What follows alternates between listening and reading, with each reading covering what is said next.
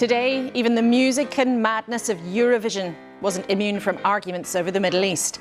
In Gaza, thousands of Palestinians have fled Rafah, which Israel still vows to attack, even though its international friends say don't.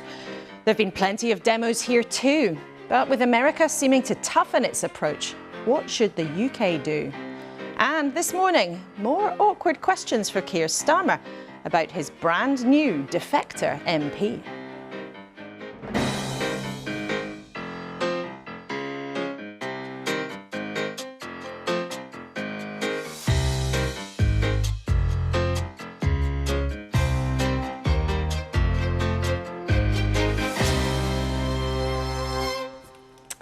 Morning, morning. Well, that is the question on the Foreign Secretary's desk, and Lord Cameron is here with us this morning alongside Labour's Jonathan Ashworth, the Shadow Paymaster General.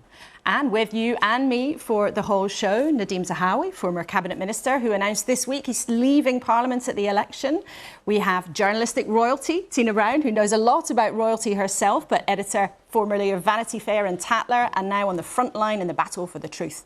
And the MP for Coventry South, Zara Sultana, one of the leading MPs on the left, who has more followers on TikTok than any of the rest of them. A very warm welcome to all three of you. Thank you for being here today. And it is the BAFTAs tonight, and we've been speaking to the actor Dominic West, who is hoping for a gong. He joins us to talk about playing the King and the role he really craves. Bond villain would be good. A Bond villain? Yeah. Not Bond himself? Well, it's a bit long in the tooth, I think. Really? Are you sure? Oh, well, you're very kind. Don't you fancy it? I think even Roger Moore was younger than me. And away from the protests at Eurovision, we've been behind the scenes with Joanna Lumley, who was announcing the results for the UK last night. The 12 points, 12 points, les 12 points from the United Kingdom go to Portugal. Well, let's start, as we always do, with what's making the news this morning, not just Eurovision. The Observer splashes on what's happening in Gaza, Israel telling thousands more Palestinians to leave the city of Rafah. The Sunday Times reports Natalie Elphicke, that defector from the Tories to Labour, suggesting she tried to lobby ministers about her husband's court case. The Sunday People says the Tories' knife crackdown is failing our kids. And the Sunday Telegraph features Eden Golan, the Israeli singer who was booed during Eurovision last night before coming 5th overall. The winner was Nemo from Switzerland, and the UK came 18th. Not as bad as it sometimes is. Let's then talk to our panel about the main news of the day, what's happening in the Middle East. In the last hour, the UN has again called for a ceasefire. But Tina, you spend a lot of time in America. They've been shifting their position towards Israel. Just spell that out for us. Well, actually, since January, Biden has been trying to persuade Bibi Netanyahu not to go into Rafah. He's been doing it behind the scenes. He's been doing it more quietly. He's dispatched his Foreign Secretary Blinken. He's dispatched his head of the CIA, Bill Burns. And it's been really a pretty fruitless quest to make him do this, because this has now become a major political issue for Biden, as well as him being genuinely horrified by what he's been seeing in the civilian casualties. It's really a real political problem, because it's actually split the Democratic Party in two in terms of their attitude towards this. 33% of Americans don't approve of this administration's handling of the Middle East. And it's really causing, just at the moment when the Republicans are all lining up behind Trump, forging unity, this is actually splitting his party. And in Michigan, which is a swing state full of Muslims, he's losing those voters at a moment when he cannot afford to lose Michigan. So diplomatic and political pressure on Biden. Nadhim, do you think the UK should be following Biden's toughening approach? So this is really hard, and I think you're going to talk to the Foreign Secretary in a second.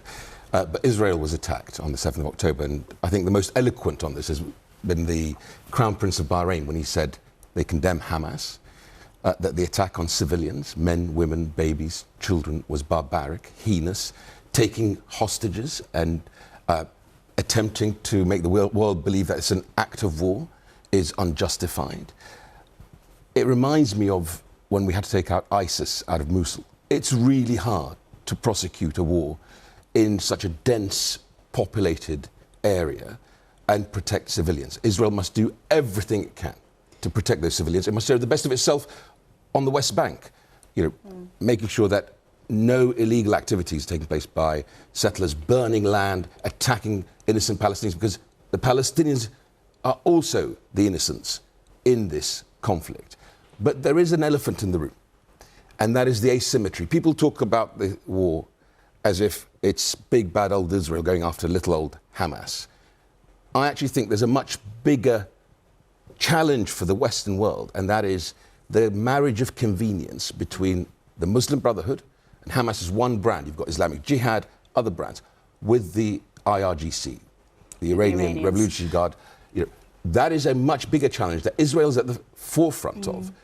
I do think Israel needs to show the best of itself. It needs to lead the way, as I'm sure you're going to hear from the Foreign Secretary, in the creation of a viable Palestinian state. And we'll talk to it him would in be a a second. strategic error of judgment if Israel does not lead that process to create a viable Palestinian state with a credible Palestinian government that can then deal with the neighbours in the region, because the solution has to come from the region. And we'll talk to David Cameron about that in just a second. But Zara, what do you think of the UK's approach? I mean, you've been very outspoken on this issue.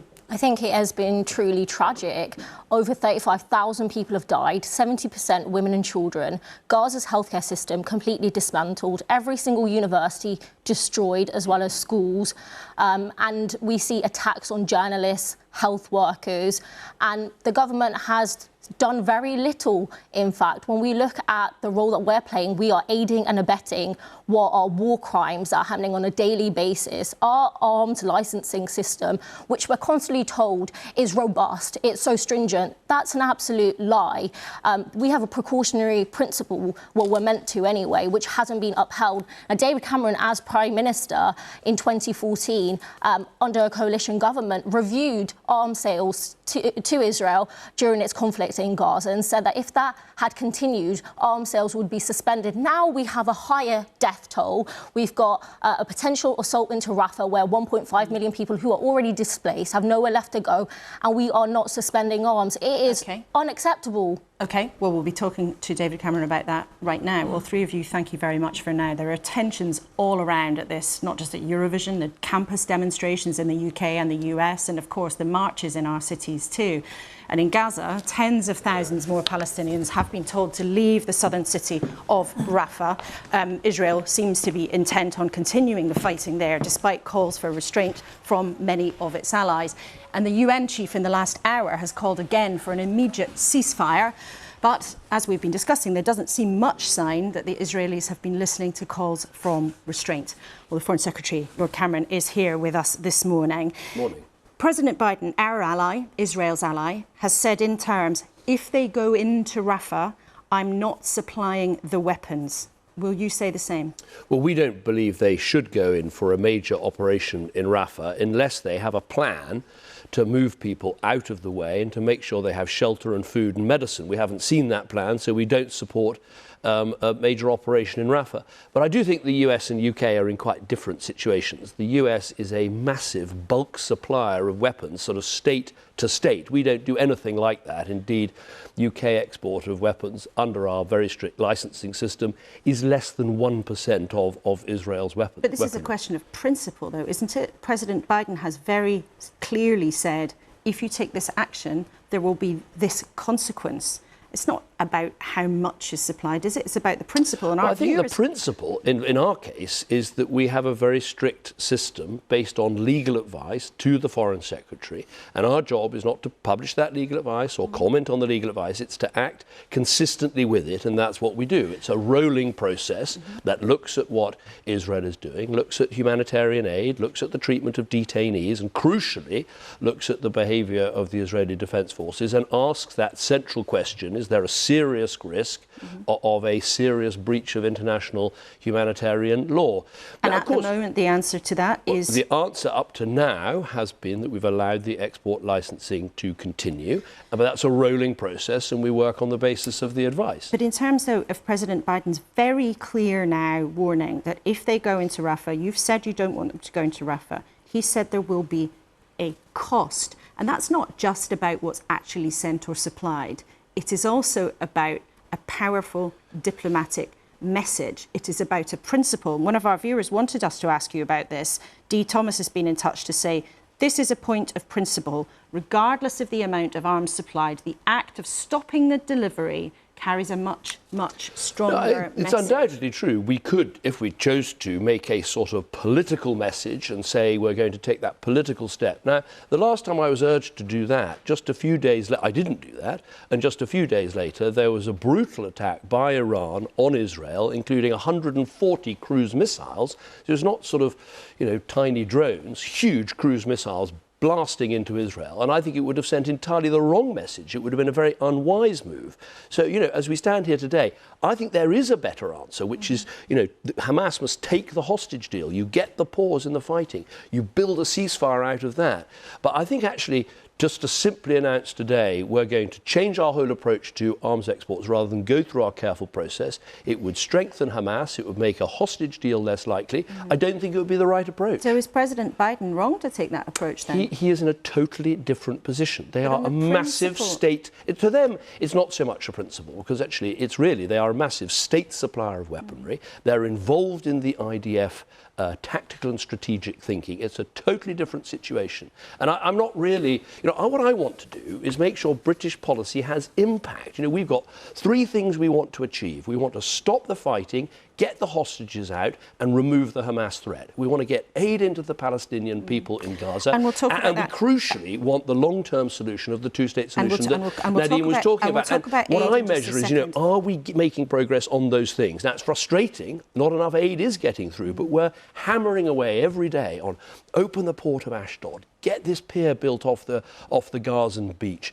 switch on the water and the fuel back into Gaza, get the 500 trucks a day. That's what we're doing, hammering away on that, because that will make a real difference. I'm not really interested in the sort of message sending. I'm interested in what can we do to maximise the British pressure and the outcome that will help people in their lives, including getting the hostages, including British nationals, by the way, released. You seem very frustrated by what's happening. It is frustrating because, I am a supporter of Israel, I'm a supporter of the two-state solution, but I'm a massive believer in the importance of getting aid through to the Palestinian people. We had some big promises from Netanyahu a few weeks ago, and we've seen some changes that are positive, but not enough. And so I was on the phone to Ron Dermer, who's sort of Netanyahu's right-hand man in the cabinet, for an hour on Friday, making these points. It's not all bleak, though. On the issue of the treatment of detainees, I went to see Netanyahu. I said it wasn't good enough, that we needed to have a proper independent system for inspecting and regulating, and the Israelis have announced they're now going to do that. So we shouldn't overstate what Britain can get done, but nor should we understate it. What's interesting, though, in the context of all of this, is the United States, our very close ally, said on Friday in their report looking at what was happening in terms of breaches of international law, they said it was reasonable to assess that there were breaches of international law going on. Are they wrong? Well, we certainly haven't given Israel a clean bill of health. And on the issue of humanitarian aid, I've repeatedly said that the Israeli performance isn't good enough. But in terms of this point about breaking international law in the way that the war is being conducted, the State Department has said it is reasonable to assess. Yes, I heard that. We have a different approach, which is we have a legal assessment comes to the Foreign Secretary. We don't publish that legal assessment. We don't comment on the legal advice, but we must act in a way that is consistent with it. And of course, as we do that, we make statements to Parliament. We give interviews like this to explain our approach. And as I say, Israel has not had a clean bill of health. On humanitarian aid, there have been real failings and they need to do better. But on the crucial question we have to answer, which is there a serious risk of exports being used for a serious breach in international law? Up to now, in the assessments we've done, we've continued with the export licensing, but it's a rolling process and it looks at what is happening on the ground. So are they on notice then? I know you've used the phrase a rolling process several times. In a way, they're permanently on notice because it's a permanent process and it's not just, open source material and what have you. We go back to the Israelis and we point out individual instances we're concerned about and ask questions about that, as I did with the detainees. Sometimes we get good answers and sometimes we don't, but it's an ongoing process. So it is, in spite of what the Labour MP said over there, it is one of the most rigorous processes anywhere in the world. But just to explain that, it's interesting there, you're suggesting that essentially British government lawyers go to the Israelis and say, explain yourself on this incident. Yes, that's absolutely the process. So, as part of the assessment, There are the issues which we're concerned about, including on humanitarian aid, and then we go to the Israelis and ask a series of questions about individual incidents, but also crucially on the humanitarian aid, where I'm pushing the hardest. Because of our engagement, you know, my envoy on humanitarian aid, Mark Bryson Richardson, you know, next week will be in the room with the Israeli relevant cabinet minister, going through all of those bottlenecks about where aid isn't getting through. So, you know, as I say, what matters to me is, are we making an impact on those three things we're trying to fix? One of the ways that other countries are trying to have impact on humanitarian aid is funding being restored to the UN relief agency, UNRWA. Now, it was investigated over claims that some of its staff had links with Hamas, but that investigation has been done. And other countries, there has been enough in that investigation that has come out for other countries, including Canada, Australia and Sweden, who have started giving it money again. Now, if you care, as you appear to do very passionately, about getting aid in, why not turn the taps back onto that aid agency that is on the ground? Well, I'm being a bit more demanding because there were two reports. There was Catherine Colonna, my former French counterpart, and she did a good report and some good undertakings were made. But the actual investigation is done by something called the OIO, the Office of Independent Operations. They haven't yet completed their report. And I want to see real undertakings from UNRWA, including from Philip Lazzarini, the man that leads it, that they are going to investigate these things properly, that it won't happen again, that changing their procedures and everything else. Because it's not, you know, you can't expect us to pile back in and start funding an organisation when some of its own workers were involved on October the 7th. Now, we recognise are good enough for some other countries, though. Well, I'm being more demanding. We haven't seen the investigative report into what actually happened. So I want to see both of the reports, and then we'll make our decision after that. In terms of another idea that could have helped, however, there was a proposal that UK troops could have been what was called wet boots on the ground. They could have gone and helped on the beaches in Gaza, taking aid from a pier to be built by the Americans directly in. Why is that not happening? Well, so we are playing a very full part in this, where in terms of the whole movement of aid from Cyprus to either Ashdod port or onto the pier on the beach in Gaza. It will be a British Royal Navy ship, RFA Cardigan Bay, that will be one of the sort of logistic hubs off the pier.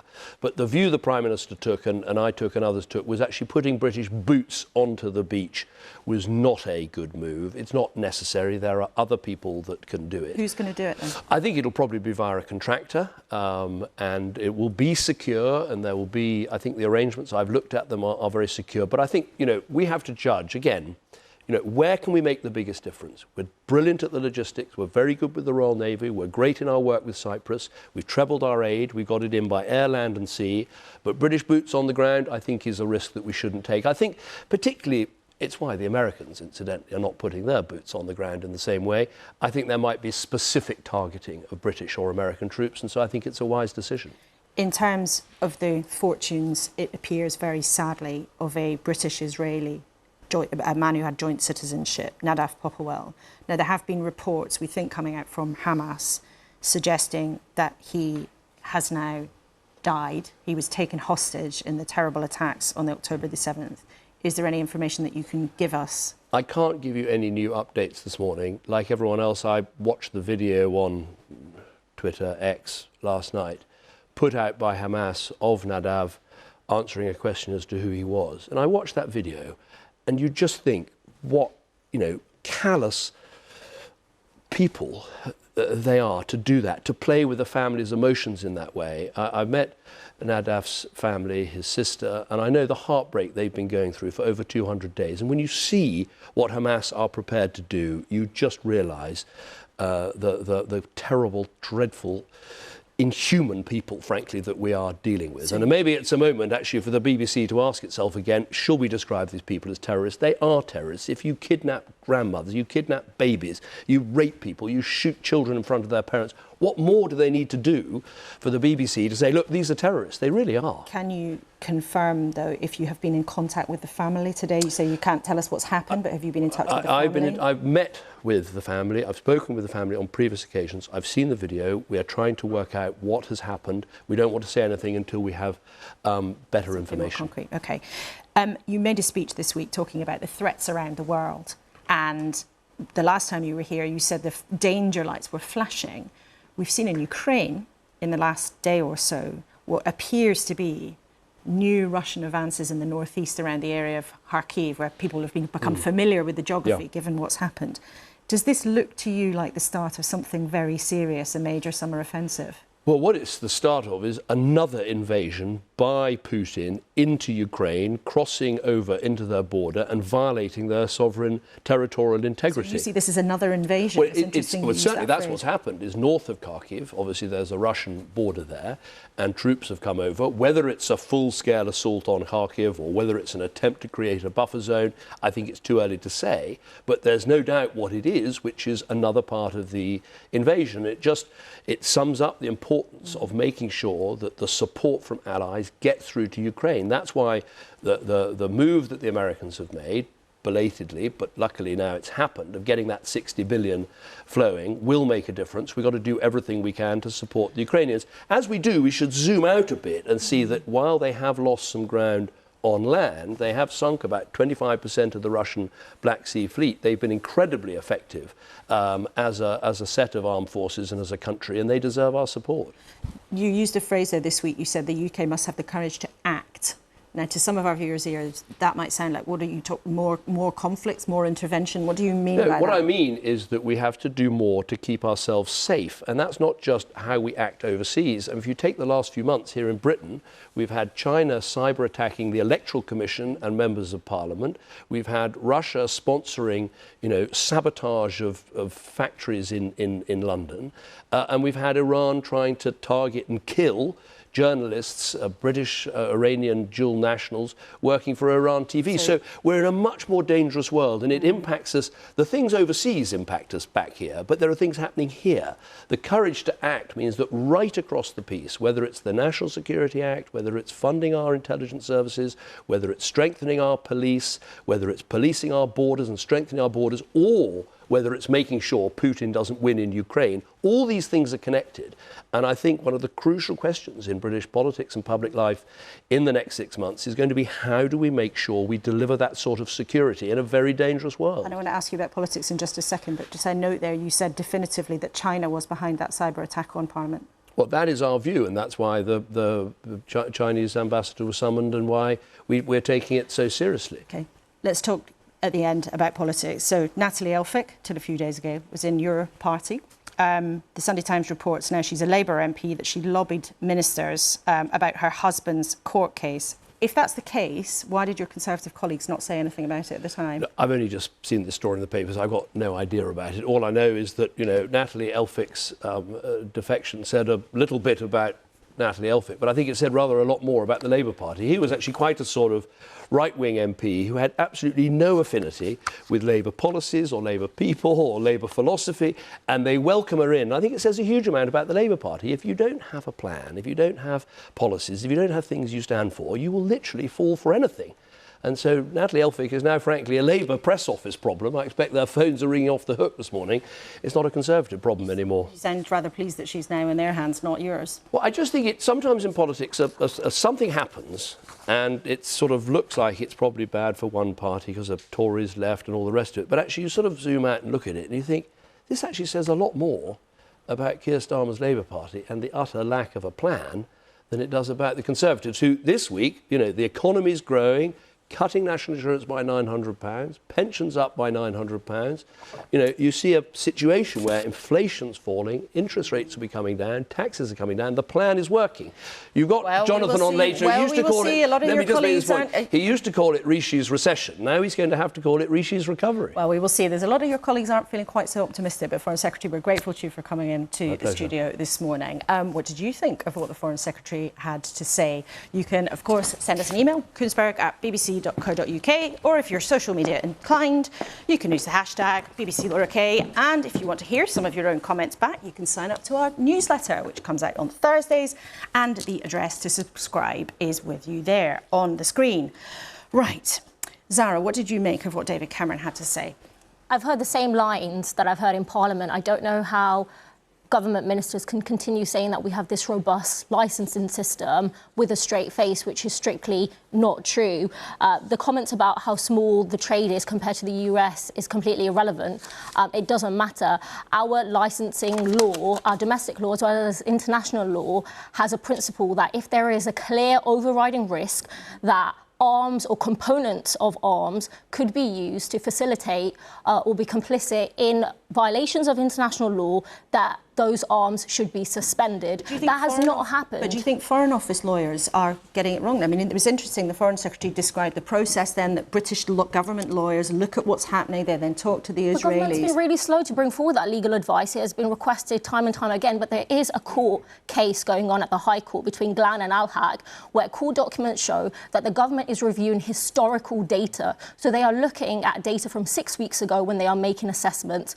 For example, with the World Central Kitchen attack, where 7 aid workers, including 3 British nationals, were killed, David Cameron and Kemi Badenoch made a decision to continue arms sales just 2 days later. I think viewers would be shocked that 3 British nationals were killed in a deadly Israeli airstrike, and our government said it's still OK to continue arms sales. Nadim, you've been on the inside of government at difficult moments, like when you were trying to take on ISIS. I mean, what did you think of how David Cameron tried to justify the British decisions? So just to Zara as well, very early in my career when I was a backbencher, I sat on the Committee on Arms Export Control when I used to sit on the Business Select Committee when we had that interrogation of the Post Office, you remember. And the Committee on Arms Export Control, Zara, in our Parliament is one of the most rigorous committees. And I think it's an injustice to speak in the way you've spoken about both the system that we have in government, but also in Parliament, of how we scrutinise arms exports. And arms export control. So all I would say to you is what you just heard from David Cameron, I think, was transparent and robust. Just on that, and he articulated exactly the process. So why did he in 2014 say that the government would suspend arms sales to Israel for its assault in Gaza? In 2014, was the threshold lower then? Is it higher now? What it seems to me is the case is that the government has latitude to pick and choose when it wants to apply the criteria, because government ministers have discretion. And right now, for whatever reason it might be, they do not want to apply the criteria at all. That's what it seems like.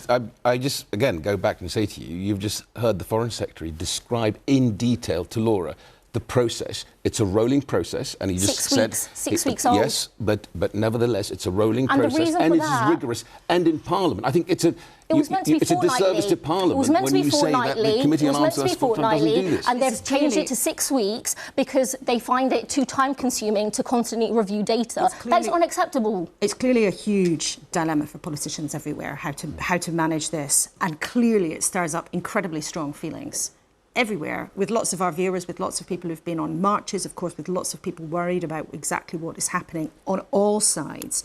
Tina, you, as we said, you spend a lot of time in the US. How much do you think this conflict is changing politics?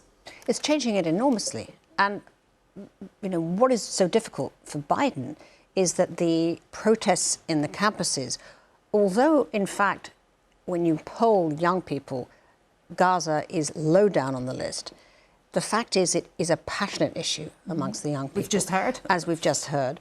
And what it's showing people, essentially, is great scenes of disorder, which plays in brilliantly, of course, to the Trump message, which is his message is America is in chaos. America, you know, the border is in chaos.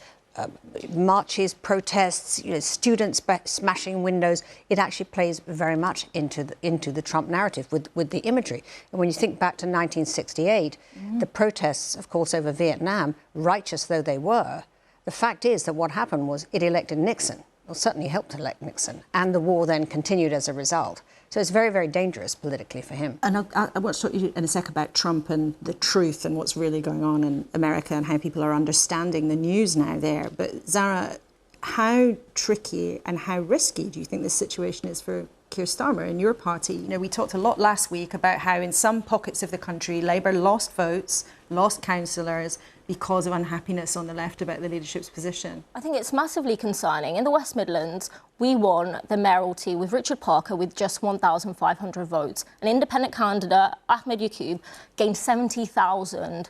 80,000 votes in Birmingham, 40,000 Ahmed Yaqub also won. So when we look at what's happening across the country, in Bristol, where we saw the Greens increase their councillor numbers, when we look at how progressives, not just Muslim voters, but people who feel very passionately about the environment, about what's happening in Gaza, when we look at how they feel the Labour Party is approaching these issues, we should be concerned, because while we are on set to gain power and go into government, we cannot take any group for granted, and these issues are really important issues.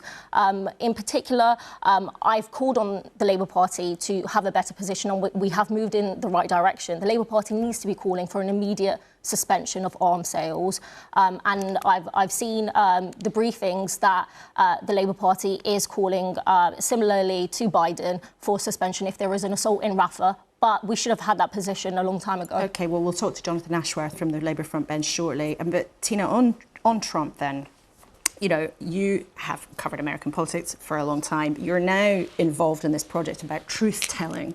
So how concerned are you about a Trump return? Obviously, a lot of people want to vote for him. A lot of people think he should be on the way back for the White House, but very polarised on the other side. Other people think he doesn't even tell the truth about, you know, what's outside the window. Yeah, so what's happened is I've started a summit every year in England in my husband's name, Sir Harold Evans, who was a great journalist, of course. It's called the Truth Tellers Summit. And I bring together, with my partners, Reuters News and Durham, people, incredible journalists from all over the world to talk about these issues, to strengthen the bonds between journalists. And essentially, it's a rebel yell for journalism, which is under such assault. Trump's return is filling everybody with a great deal of anxiety. In some ways, you know, journalists sharpened their game this time around, because last time they let Trump sort of totally run the narrative, tell all these lies, and they kind of rolled out unfact-checked. This time, there is a lot more fact-checking. Journalists got it wrong last time. They all thought that Hillary was going to win, and that was because essentially, you know, polls have taken over from reporting. Instead of actual reporting of people going on the ground, people talk about polls, and the polls were all wrong, and they weren't actually talking to the people on the ground and understanding the appeal of Trump. What Trump has actually managed to do brilliantly, essentially, is undermine confidence in journalism. I mean, the fact is that 59% of Republicans don't think that anything they read in the media is true. They have no trust in it at all. So he's succeeded in undermining confidence in the media in a very dangerous way. Well, you're sitting next to somebody who was a pollster for a long time, the boss of YouGov, and then turned a politician. You announced this week, Nadeem, after your career in Westminster, you've done all sorts of government jobs, you were standing down. Why? It's a really tough choice. The heart said keep going, and the head said it's time to let a younger, more energetic person, you know, fight a pretty vital election for my party. I look at my life in sort of decade intervals. I did a decade at YouGov. I've done almost a decade and a half in frontline politics. If you take my time in local government in Wandsworth, it's about 3 decades. And I think it's time to move on. It's a wonderful seat, best seat in Parliament. And I think it's deserving of a young, energetic Conservative. The list will be as long as my arm. I'm sure there'll be lots of people vying for your seat in a very nice part of the world, Stratford-upon-Avon, not far from your constituency either. But as you prepare to stand down, there are some questions about what happened when you were removed from the government by Rishi Sunak. There's some questions that you've never answered. There was an independent report that said you hadn't been transparent enough about an investigation into your taxes by the HMRC. Are you sorry about how you handled that? Of course, and as I said in my retirement letter, my mistakes are my own. I'm sorry that when I had my settlement with HMRC 2 years ago, I should have probably been more explicit in the details in the ministerial declaration as to how the settlement was arrived at, and that's my own mistake. And are you ready to say now why you paid a penalty to the taxman as a result of the investigation? How much you paid? Of course. So what happened? And I deal with this in my memoirs, which are coming out in August. You can deal with it now. Absolutely, and the HMRC found that it was non-deliberate. There was a careless mistake. They also accepted that I was not the beneficiary of an offshore structure or an offshore trust. But they thought the apportionment of shares in YouGov when it was first launched, should have had more of the shares in my name. And as it's been reported, the total payment was just shy of £5 million. So that is what you paid, Absolutely. nearly £5 million. And why did they get you to pay a penalty if it was just a because mistake, as you say? as I said, although it was found to be non-deliberate careless, there's still a penalty attached to that, which I accepted fully. And I accepted it, by the way, because I was Chancellor of the Exchequer. And even if I wanted to push back on this, I think it would have been a total abuse of power if I had done. Do you regret saying that journalists were smearing you when reporting first emerged that the taxman was looking at your affairs? No, because the smears were so wide. Things like the National Crime Agency, which I've never, ever had any dealings with ever, or any investigations from. But you were being investigated by the HMRC, and that was reported, correct, and then you said it was a smear. No, I said because it was linked to National Crime Agency and the SFO, which I've never had an investigation from. And when you were being attacked in that way, upon reflection, again, I deal with this in my memoirs, maybe I should have been much clearer in my declarations as a minister that I was under investigation by HMRC, and I've reached a settlement with HMRC, as I said, as non-deliberate and a careless offence, but nevertheless a misdemeanour. So I accept all these things, as I think one has to in life when you reflect. I've been very lucky in life. I've had an extraordinary career. As my book will outline, the boy from Baghdad who arrived on these shores in 1978, 79, without a word of English. I just wonder how you feel then about the party that you're leaving behind. I mean, particularly as a pollster, you've been on the kind of Conservative roller coaster on the front line of it. Do you worry about what you're leaving behind? No, I don't. I tell you for why. I think if you look at what Rishi Sunak has been able to do, he took office when inflation was at 11%. It's now just over 3%. You look at the GDP figures that have just come out. The British economy is going gangbusters, according to the reports. Front page. But all I would say to you is you look at education, which is the department that's probably close to my heart, the combination of phonics and, of course, the reforms to the academy process. It's no accident that English students now are amongst the best readers in the world compared to what's happening in Scotland or Wales. So people in a general election will be able to see the difference in policy. And I think once they begin to scrutinise Starmer, and I think, by the way, he's made two mistakes recently, which we'll talk about. One was the Rwanda vote, which he made a mistake on, and the second one is what we're going to talk about with Zara. Maybe about you two Alfred. might have something in common about Natalie Alfred, but Nadeem and Tina and Zara, thank you very much for now. Well, as Nadeem was talking about, Keir Starmer has been miles ahead in the polls for a long time, but when you speak to his own top team privately, they're happy to remind everybody that it's not a done deal. They don't want anybody to take it for granted. The party lost votes last week, as we've been talking about, because of the leadership's position on Gaza, although they did have a string of successes across the country. But that decision to welcome Tory defector Natalie Elphicke into the folds got some headlines, but a couple of days later, is it creating some nerves too? And there's a big meeting this week with Labour's union backers about the issues of workers' rights. Some of the unions are concerned that Keir Starmer is about to let them down. Well, Jonathan Ashworth from the Labour front bench is here. He's technically the Shadow Paymaster General, but last week you told us on the election programme that you weren't just the attack dog, you were actually a pussycat. So it's always nice to have you in the studio with us this morning. Let's start on the Middle East. Yes. Now, Zara wants you to say that the UK should stop selling arms to Israel. Will you? Well, the situation in Gaza continues to be horrific. Tens of thousands of people lost their lives, including many women and children. I look on and completely horrified.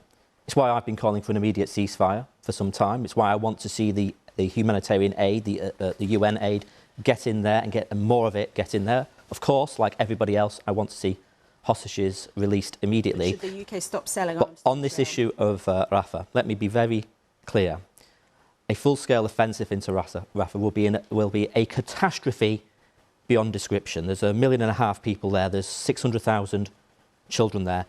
And if that full-scale offensive goes ahead, I do not want to see British-made weapons, components that are parts of weapons, used in that offensive. So we've both called for the legal advice to be published. That's unprecedented, but in the circumstances we think it should be published.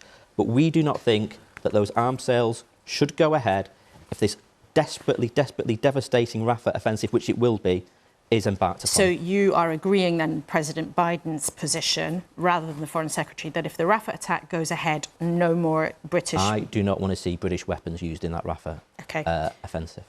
What would you say to the government, who actually says, look, we've got to stick to the way that we do this, we have a strict process? You might have heard David Cameron saying, look, our British lawyers are already pointing at what the Israeli forces are doing on the ground, and as of right now, it can go ahead. Well, look, you know, we want to see the legal advice. And I do not understand the British government's position, given that in previous conflicts, both the David Cameron government, Gordon Brown, Margaret Thatcher have all made decisions around suspensions of arms sales. So we need to see the legal advice. But yes, look, if that Rafah offensive is going to be catastrophic, we've been warning that it would be catastrophic for some time. Indeed, when we brought a motion to Parliament calling for a ceasefire, our motion also opposed a Rafah offensive. Parliament endorsed that motion. We all voted for it by acclamation. That's when we shout yes or aye in favour of it. So look, if that goes ahead, we do not want to see British weapons used in it. OK. The Sunday Times this morning has reported that your new MP, Natalie Elphicke, who last week joined your ranks, has been accused of lobbying the then Justice Secretary about her husband's court case. Should that be investigated? Well, she says it's nonsense. It's not her interpretation of events. I don't understand why the Lord Chancellor at the time did not raise this and why he's raising it now. But she says it's not in her interpretation of that discussion. Should it be investigated just to make sure that it was all absolutely above board? Because either she isn't telling the truth, or Robert Buckland, who is a KC and who was the Justice Secretary and Lord Chancellor, isn't telling the truth. Well, look, she said it is not her interpretation. She says it is nonsense. I wasn't there. You weren't there. I mean, look, if Robert Buckland has got more to say on that, perhaps he should come out and offer his opinions and his reflections on it. I wonder if she was still a Tory MP. I think a lot of our viewers might think that the Labour Party would be shouting from the rooftops for an investigation, wouldn't you? This didn't come out at the time because Robert Buckland, these Tories, they didn't say anything about this at the time. Now, because a lot of people in your party are not very happy that she has been welcomed in to begin with. And don't these allegations actually start to create a sense that maybe Keir Starmer and your Labour leadership team have made an error of judgment? No. I think what Natalie Elphicke's crossing of the floor reveals is the extent to which we are witnessing a disintegrating and decaying Conservative government. And she moved away from the Conservatives because she felt the Conservative government, had failed to support young people getting on the housing ladder. She moved away from them because she felt the Conservative government had failed to bring order to our borders. But if your new colleague, Jonathan Ashworth, if your new colleague is accused of trying to interfere again with a legal case, surely you should want to get to the bottom of that, to be completely sure. And your colleague, Shabana Mahmood, the Shadow Justice Secretary, sat in that chair a couple of weeks ago and said it is high time that politicians respected properly the independence of the judiciary. And it seems here that your new colleague is accused of just doing the opposite. An accusation that she denies. So if but you're content with that? If Robert Buckland has evidence or has got more to say, then let's hear what he says. But more broadly, though, what she has done, like thousands and thousands of Conservatives across the country, she has shifted to the Labour Party because she can see that after 14 years of failure, that it is time for change. And I'm not a tribal politician, you know that. Lots of my friends, I might enjoy a robust to and fro in the studio, but generally, I'm not a tribal guy. Lots of my friends, my relatives, neighbours are Conservatives, and they are shifting to Labour because they know that after 14 years it's time for change. They know there's a £46 billion black hole in Tory plans, which means more tax on pensioners, cuts to the NHS, or another borrowing bonanza. They know what 5 more years of Conservatives could mean. Anyone would imagine that there's an election coming. I want to talk about a central part of Labour's offer, which is very popular among a lot of people on the left. You have a big plan to give workers more rights in the workplace. Yes, and on Tuesday, quite rightly so, there's a meeting between the leadership and the unions.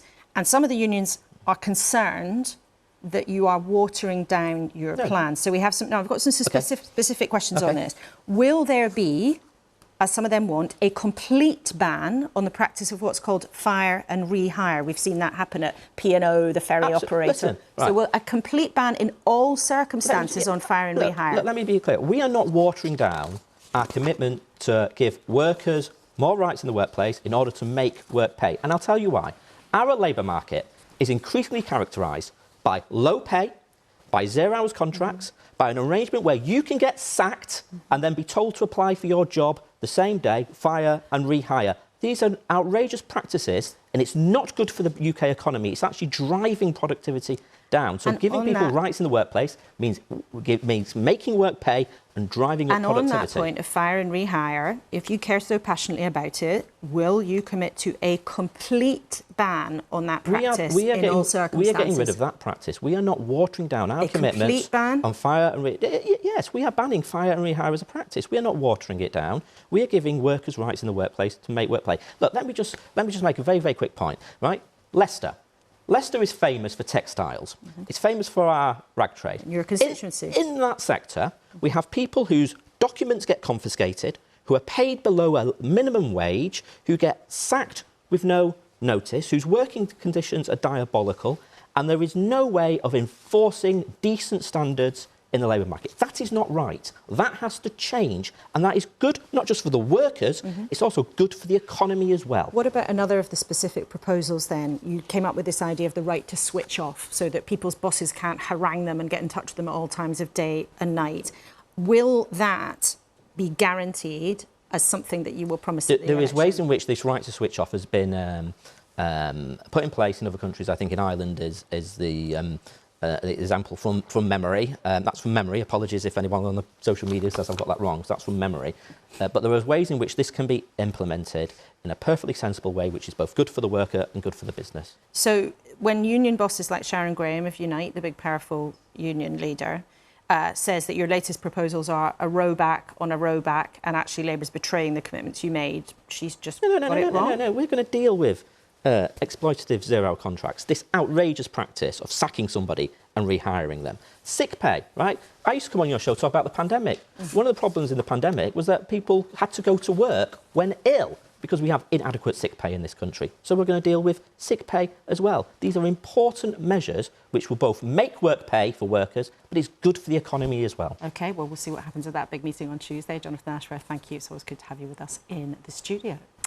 Well then, in the last couple of weeks and this morning, we've had a lot of important, lively but very serious conversations. But it's Sunday.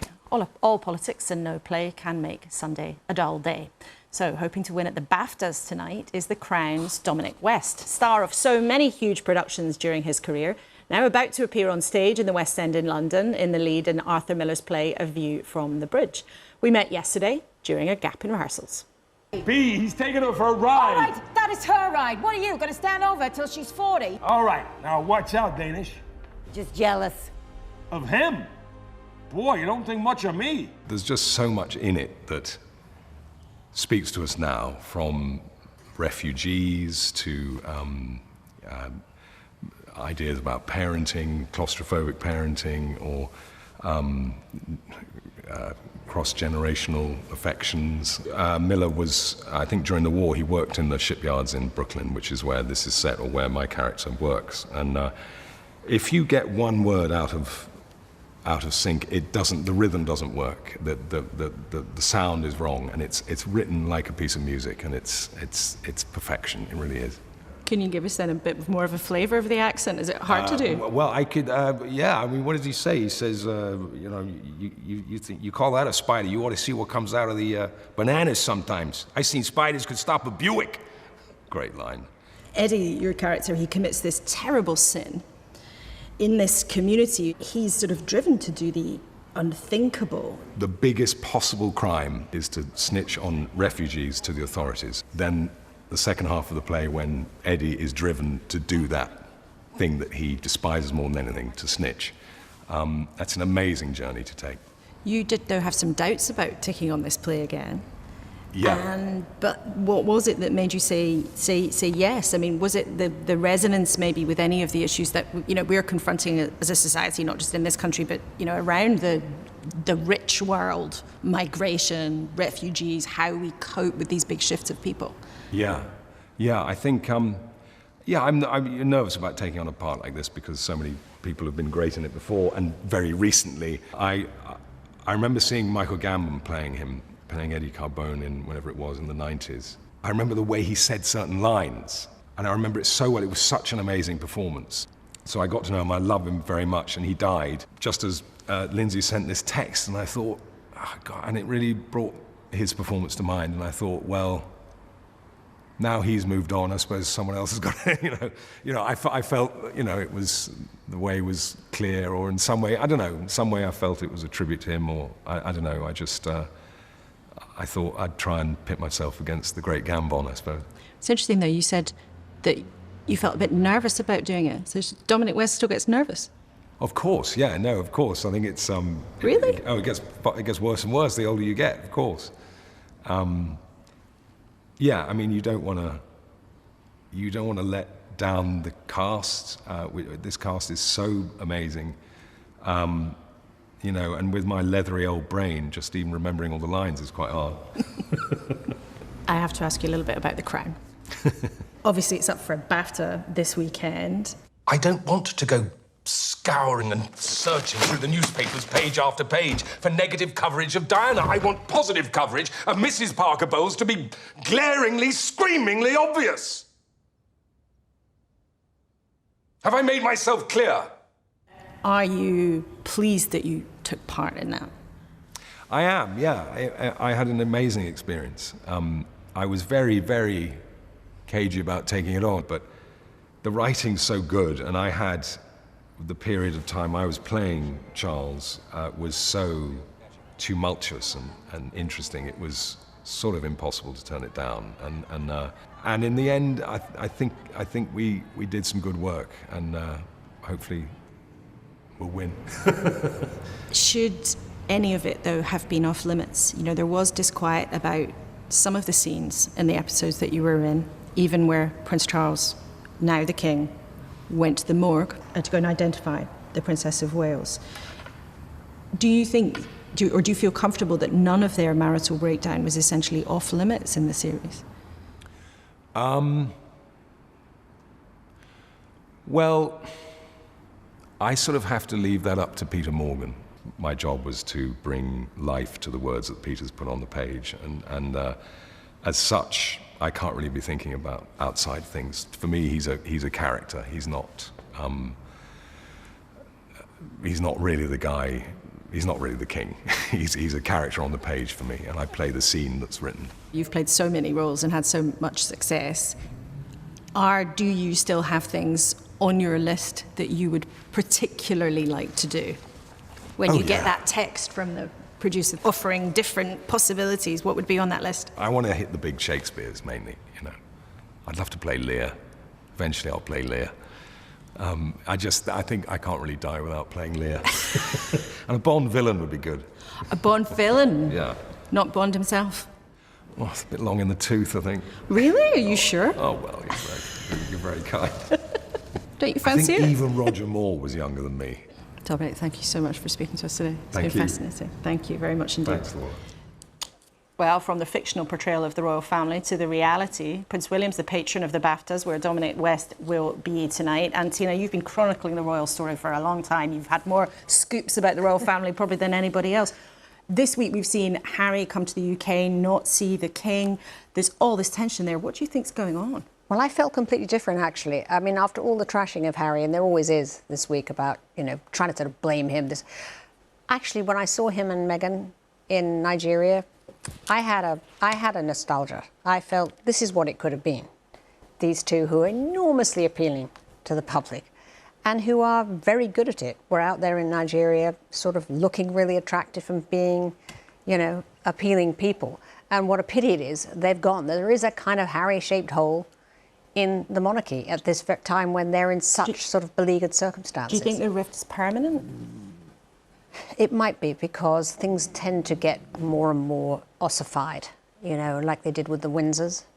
But I think we needed Harry and Meghan, and I think, unfortunately, what's come to pass with the cancer diagnosis and things shows just how depleted the family is and how much it needs all its stalwarts. So I'm hoping that that doesn't happen. I hope it does, mend. Talking of rifts now, politics defections, they're not common things to happen. How did you feel when you heard, Sarah, that Natalie Elphicke, who's on the right of the Tory party, was coming your way? I think it's great when people are moving towards the Labour movement and the Labour Party.